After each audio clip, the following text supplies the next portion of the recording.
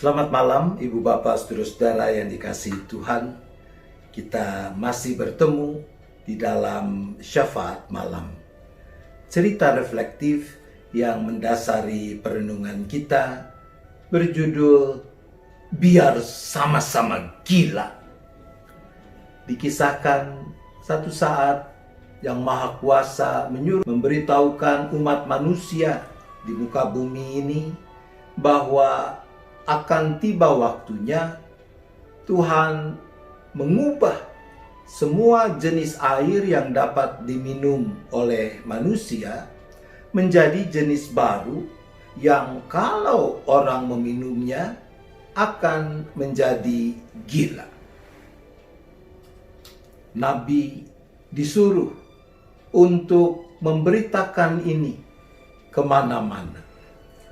Apa yang terjadi ketika Nabi menyampaikan pesan dari Yang Maha Kuasa ini?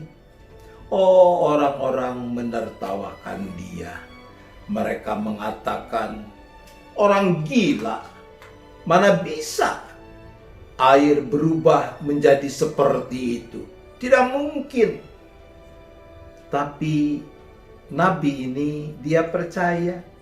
Dan oleh karena itu dia mengumpulkan air bersih untuk minum di dalam tong-tong kayu yang dia kumpulkan di rumahnya. Dan benar, satu saat semua jenis air yang dapat diminum oleh manusia, dari sumur, dari sungai, mata air, kecuali air di dalam tong yang disimpan oleh sang nabi, semua berubah dan ketika manusia meminumnya, orang menjadi gila. Oh, nabi bersyukur bahwa dia dengar-dengaran pada firman Tuhan dan dia punya stok, punya simpanan air yang cukup banyak sehingga dia tidak perlu minum dari sumur, dari mata air, dari sungai, air yang bisa membuatnya menjadi gila. Tetapi Nabi adalah manusia. Manusia dicipta menjadi makhluk sosial. Ia perlu untuk bertemu dengan orang-orang lain, bergaul dengan orang-orang lain. Maka setelah ia berhasil bertahan kurang lebih sebulan, ia keluar mencoba untuk menemui orang-orang yang ada di desanya itu. Apa yang terjadi? Ia mendapati bahwa semua orang sudah menjadi gila. Tapi setiap kali dia bertemu dengan orang lain, orang-orang ini selalu menunjuk-nunjuk dia, menertawakan dia dan mengatakan, lihat, ada orang gila. Kenapa begitu?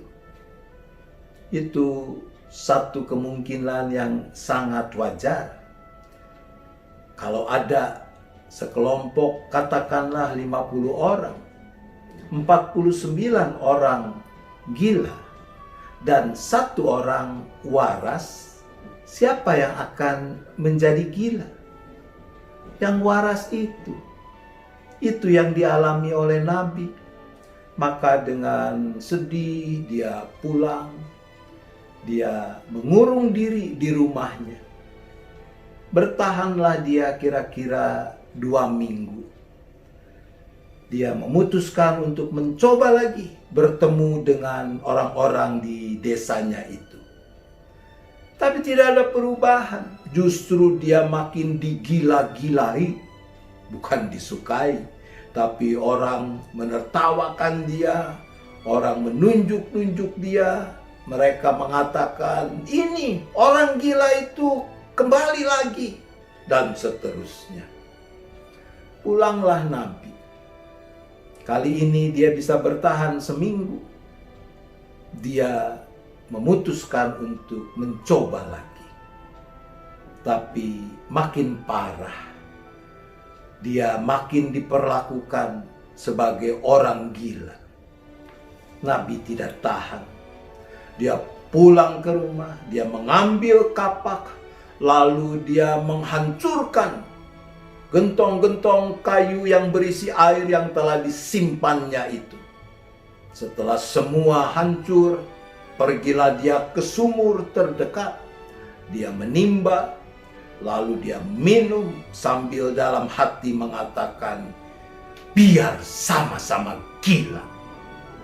Dan betul, Nabi seketika menjadi gila.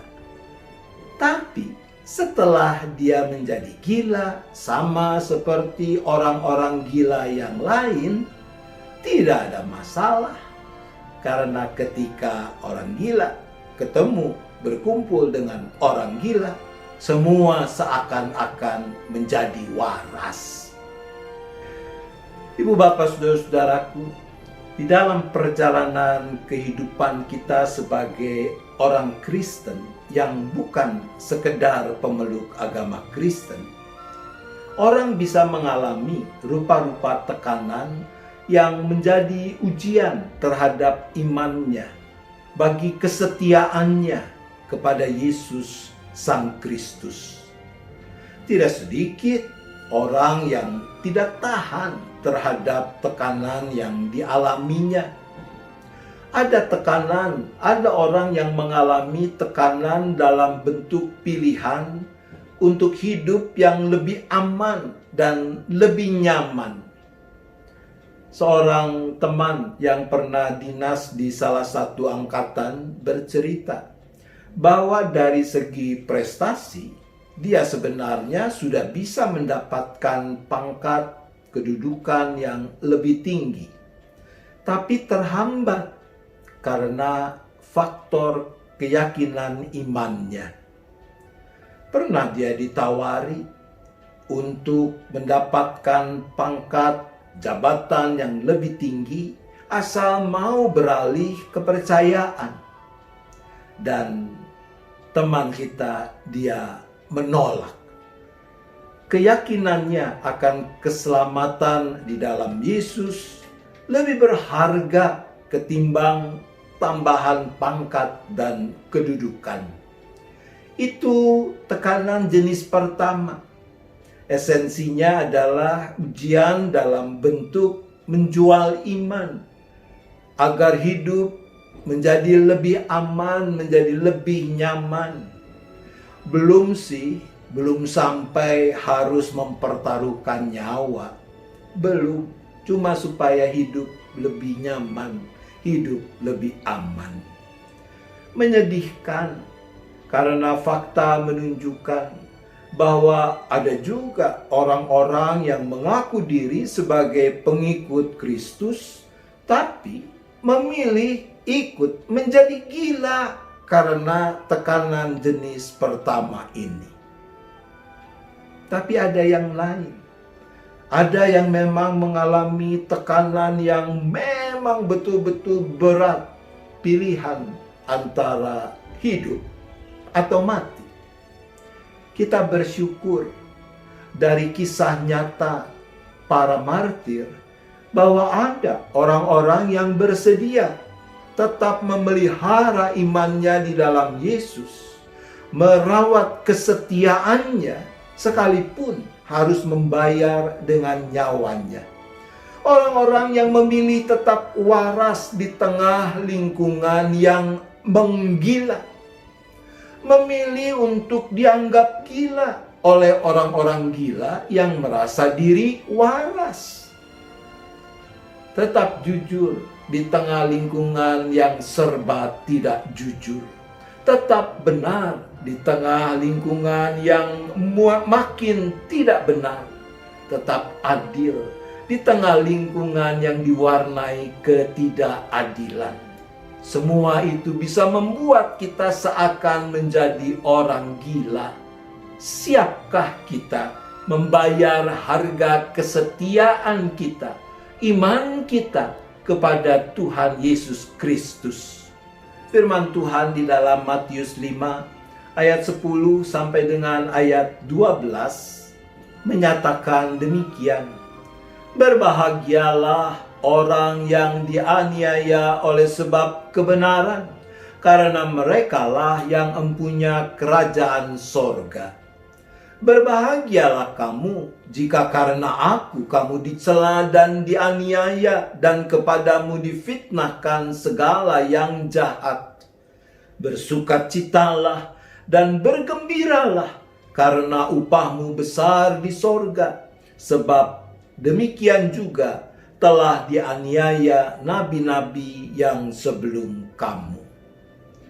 Itu janji yang Tuhan nyatakan kepada kita.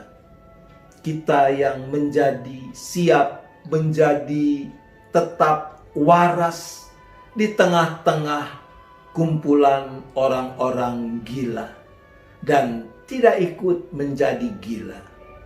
Kita yang dianiaya karena kebenaran, yang dicela, yang difitnah karena kita mau tetap hidup sebagai pengikut-pengikut Kristus. Amin. Mari kita berdoa. Bapa di sorga, sungguh kami bersyukur karena kami telah menjadi milik kepunyaan-Mu di dalam Yesus Kristus, yang telah menebus kami dengan harga tebusan yang tidak ternilai, yaitu nyawanya sendiri. Oleh karena itu kami mohon pengampunan, manakala dalam perjalanan hidup kami sebagai pengikut Kristus, di sana sini kami juga suka ikut menjadi gila, agar kami boleh mengalami kenyamanan dan keamanan hidup yang lebih banyak.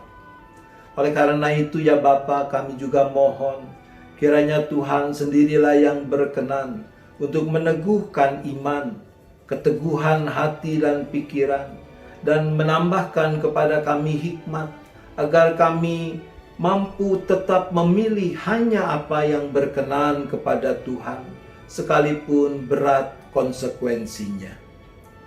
Ya Bapa, sebagai bagian dari bangsa dan negara ini, kami juga mohon dan tetap memohon pertolongan Tuhan bagi pemerintah Negara Kesatuan Republik Indonesia dengan semua lembaga yang ada di dalamnya, dalam upaya untuk mengatasi pandemi COVID-19 dengan segala dampaknya, termasuk di bidang perekonomian. Tuhan mampukan agar pemerintah negara kami dapat memilih apa yang benar dan melakukan keputusan-keputusan yang telah dipilih dengan benar itu dengan cara yang benar juga. Ya Bapa, kami berdoa bagi para pengusaha, khususnya pengusaha Kristen, untuk dimampukan secara kreatif menemukan upaya mempertahankan bahkan mengembangkan usahanya di dalam sikap takut akan Tuhan, sehingga apa yang dipilih untuk dilakukan oleh anak-anak-Mu ini boleh tetap bahkan makin memuliakan nama Tuhan dan menjadi berkat bagi orang-orang di sekelilingnya. Bapa, kami juga berdoa bagi orang-orang yang sudah mulai beraktivitas on-site di dalam berbagai kegiatan, agar mereka bersungguh-sungguh menaati protokol-protokol kesehatan yang masih diberlakukan. Kalau sebentar kami akhiri persekutuan dalam syafaat malam ini, kami akan beristirahat, maka kembali kami menyerahkan seluruh keberadaan kami hanya ke dalam tangan pengasihan dan pemeliharaan-Mu. Biarlah kami boleh beristirahat dengan cukup, tidur dengan nyenyak, dan besok menyambut hari baru dengan penuh syukur, dengan penuh sukacita. Terima kasih ya Bapa. Kami berdoa, kami bersyafaat hanya di dalam nama Tuhan Yesus Kristus. Amin. Selamat malam Ibu Bapak Saudara, selamat beristirahat. Tuhan tetap beserta kita.